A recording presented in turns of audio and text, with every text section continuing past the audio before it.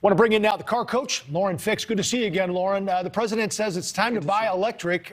We can't afford regular vehicles right now. And one of our producers was out car shopping last night, and one of the dealerships had added a $10,000 premium on hybrid models.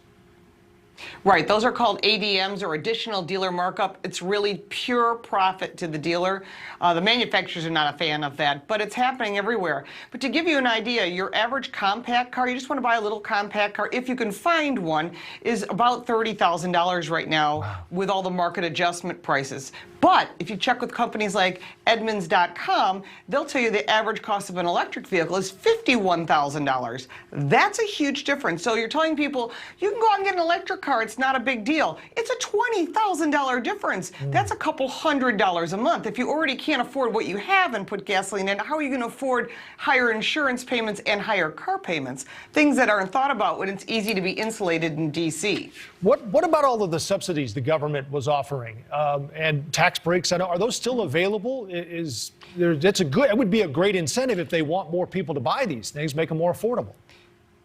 Well, they would love to increase the incentive to $12,000. It was part of the infrastructure bill, but there's been a lot of pushback on it, so you may not see that. Right now, it's $7,500, and that's only on pure electric vehicles, not hybrids or plug-in hybrids. There's a lower tax credit. Now, the tax credit's based off a few things: the cost of the vehicle and how much money you make. So in order to get the maximum $7,500 tax credit, it cannot be a General Motors or Tesla vehicle. So that leaves you with other brands. You could buy a Ford Mach-E or a Nissan Leaf or a Hyundai Kona or an EV6 from Kia.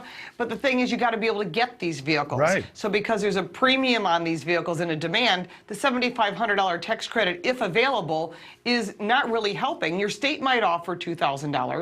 Your company might offer a discount, but you still have to put in a charging station, which is a few $1,000s, or have a place to charge it. In your house, you mean? Yeah. Yes, at your home. If you have a garage, you can't just put it outside on the side of the road. Yeah, exactly. So is now a good time to buy, though, Lauren? I mean, if things continue the way they are, you might 6 months from now say, I should have bought 6 months ago. Well, that's an interesting question because, for example, Volkswagen Group gets their wiring harnesses from the Ukraine. So that's a problem because obviously they're not coming in. So they've stopped production on their electric vehicles.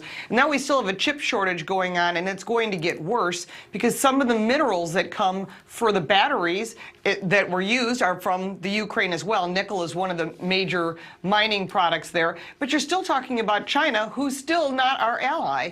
And so you're going to see a lot of issues with a lot of these rare earth minerals. We can't get them. We don't obviously mine them here in the U.S. because they're bad for the environment. Again, is this environmentally friendly if you're digging up things from the ground and then making the environment unfriendly? And so there's a lot of factors going on right now, including the supply chain issues, a shortage of rubber.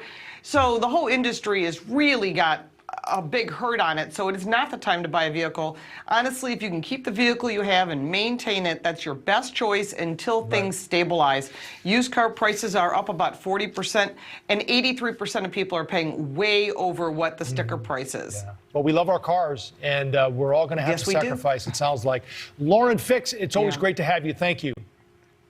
Thank you for watching. Click the red subscribe button below so you can get more of NewsNation's fact-driven, unbiased coverage.